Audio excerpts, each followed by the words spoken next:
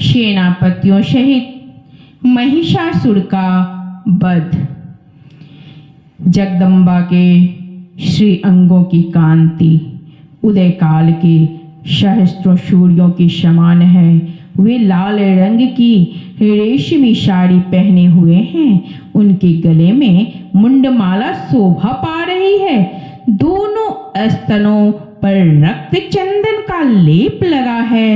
वे अपने कर कमलों में जप मालिका, विद्या और अभय तथा वर नामक मुद्राएं धारण किए हुए हैं।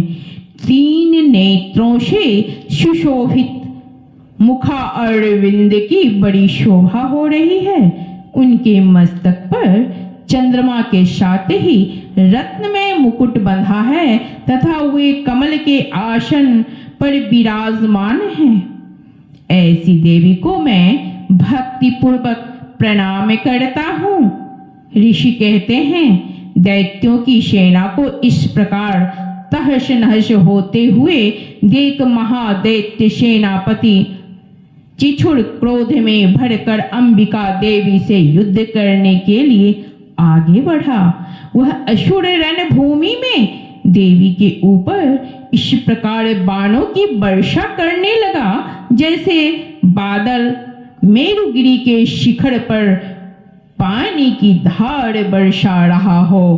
तब देवी ने अपने बाणों से उसके बाण समूह को अनायास ही काटकर उसके घोड़ों और सारथी को भी मार डाला। साथ ही उसके धनुष तथा अत्यंत ऊंची ध्वजा को भी तत्काल काट गिराया। धनुष कट जाने पर उसके अंगों को अपने बाणों से बींध डाला। धनुष, रथ, घोड़े और सारथी के नष्ट हो जाने पर वह असुर ढाल और तलवार लेकर देवी की ओर दौड़ा। उसने तीखी धार वाली तलवार से सिंह के मस्तक पर चोट करके देवी की भी बाईं भुजा में बड़े वेग से प्रहार किया। राजन, देवी की बाह पर पहुंचते ही वह तलवार टूट गई। फिर तो क्रोध से लाल आंखें करके उस राक्षस ने शूल हाथ में लिया और उसे उस महादैत्य ने भगवती भद्रकाली के ऊपर चलाया। वह शूल आकाश से गिरते हुए सूर्य मंडल की भांति अपने तेज से प्रज्वलित हो उठा। उस शूल को अपनी ओर आते देख देवी ने भी शूल का प्रहार किया। उससे राक्षस के शूल के सैकड़ों टुकड़े हो गए। साथ ही महादैत्य चिछुड़ की भी ध्वजा उड़ गईं। वह प्राणों से हाथ धो बैठा। महिषासुर के सेनापति उस महापराक्रमी चिछुड़ के मारे जाने पर देवताओं को पीड़ा देने वाला चामर हाथी पर चढ़कर आया। उसने भी देवी के ऊपर शक्ति का प्रहार किया, किंतु जगदम्बा ने उसे अपने हुंकार से ही आहत एवं निष्प्रभ करके तत्काल पृथ्वी पर गिरा दिया।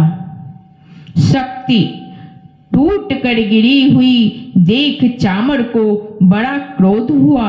अब उसने शूल चलाया, किंतु देवी ने उसे भी अपने बाणों द्वारा काट डाला। इतने में ही देवी का सिंह उछलकर हाथी के मस्तक पर चढ़ बैठा और उस दैत्य के साथ खूब जोर लगाकर वायु युद्ध करने लगा। वे दोनों लड़ते लड़ते हाथी से पृथ्वी पर आ गए और अत्यंत क्रोध में भरकर एक दूसरे पर बड़े भयंकर प्रहार करते हुए लड़ने लगे।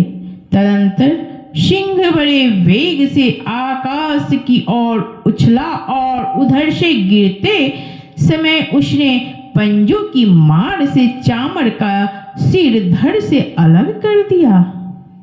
इसी प्रकार उदग्र भी शिला और वृक्ष आदि की मार खाकर रणभूमि में देवी के हाथ से मारा गया तथा कराल भी दांतों, मुक्कों और थप्पड़ों की चोट से धराशायी हो गया।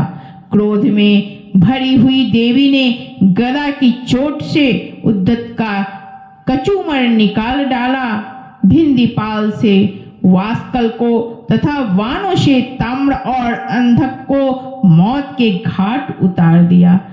3 नेत्रों वाली परमेश्वरी ने त्रिशूल से उग्र वीर्य तथा महाहनु नामक दैत्यों को मार डाला। तलवार की चोट से बिडाल के मस्तक को धड़ से काट गिराया। दुर्धर और दुर्मुख इन दोनों को भी अपने बाणों से यमलोक भेज दिया। इस प्रकार अपनी सेना का संहार होता देख महिषासुर ने भैंसे का रूप धारण करके देवी के गणों को त्रास देना आरंभ किया। इन्हीं को थुथुन से मारकर किन्हीं के ऊपर खुरों का प्रहार करके किन्हीं को पूंछ से चोट पहुंचाकर कुछ को सींगों से विदीर्ण करके कुछ गणों को वेग से, किन्हीं को सिंहनाद से, कुछ को चक्कर देकर और कितनों को निश्वास वायु के झोंकों से धराशायी कर दिया। इस प्रकार गणों की सेना को गिराकर वह असुर महादेवी की सिंह को मारने के लिए झपटा। इससे जगदम्बा को बड़ा क्रोध हुआ। उधर महापराक्रमी महिषासुर भी क्रोध में भरकर धरती को खुरों से खोदने लगा तथा अपने सींगों से ऊंचे ऊंचे पर्वतों को उठाकर फेंकने और गर्जने लगा। उसके वेग से चक्कर देने के कारण पृथ्वी क्षुब्ध होकर फटने लगी। उसकी पूंछ से टकराकर समुद्र सब ओर से धरती को डुबोने लगा। हिलते हुए सिंगों के आघात से विदीर्ण होकर बादलों के टुकड़े टुकड़े हो गए। उसके श्वास की प्रचंड वायु के वेग से उड़े हुए सैकड़ों पर्वत आकाश से गिरने लगे। इस प्रकार क्रोध में भरे हुए उस महादैत्य को अपनी ओर आते देख चंडिका ने उसका वध करने के लिए महान क्रोध किया। उन्होंने पास फेंककर उस महान असुर को बांध लिया। उस महासंग्राम में बंध जाने पर उसने भैंसे का रूप त्याग दिया और तत्काल सिंह के रूप में वह प्रकट हो गया। उस अवस्था में जगदम्बा ज्यों ही उसका मस्तक काटने के लिए उद्यत हुई, त्यों ही वह खड्गधारी पुरुष के रूप में दिखाई देने लगा। तब देवी ने तुरंत ही वानों की वर्षा करके ढाल और तलवार के साथ उस पुरुष को भी बींध डाला। इतने में ही वह महान गजराज के रूप में परिणित हो गया तथा अपनी शूर से देवी के विशाल सिंह को खींचने और गरजने लगा। खींचते समय देवी ने तलवार से उसकी शूर काट डाली। तब उस महादैत्य ने पुनः भैंस का शरीर धारण कर लिया और पहले की ही भांति चराचर प्राणियों सहित तीनों लोगों को व्याकुल करने लगा। तब क्रोध में भरी हुई जगन्माता चंडिका बारंबार उत्तम मधु का पान करने और लाल आंखें करके हंसने लगी। उधर वह बल और पराक्रम के मद से उन्मत्त हुआ राक्षस गर्जने लगा और अपने सींगों से चंडी के ऊपर पर्वतों को फेंकने लगा। उस समय देवी अपने बाणों के समूह से उसके फेंके हुए पर्वतों को चूर्ण करती हुई बोली। बोलते समय उनका मुख मधु के मद से लाल हो रहा था और वाणी लड़खड़ा रही थी। देवी ने कहा, ओ मूढ़, मैं जब तक मधु पीती हूँ तब तक तू क्षण भर के लिए खूब गर्ज ले। मेरे हाथ से यहीं तेरी मृत्यु हो जाने पर अब शीघ्र ही देवता भी गर्जना करेंगे। ऋषि कहते हैं, यों कहकर देवी उछली और उस महादैत्य के ऊपर चढ़ गईं। फिर अपने पैरों से उसे दबाकर उन्होंने शूल से उसके कंठ में आघात किया।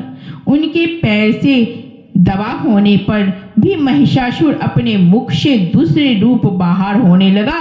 अभी आधे शरीर से ही वह बाहर निकलने पाया था कि देवी ने अपने प्रभाव से उसे रोक दिया।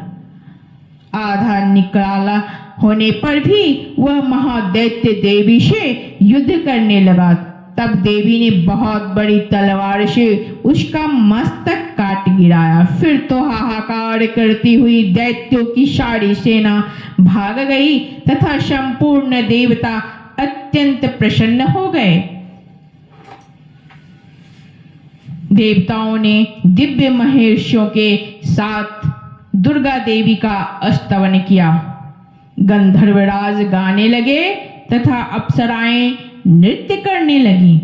इस प्रकार श्री मार्कंडेय पुराण में सार्वजनिक मनवंतर की कथा के अंतर्गत देवी महात्म्य में महिषासुर वध नामक तीसरा अध्याय पूरा हुआ।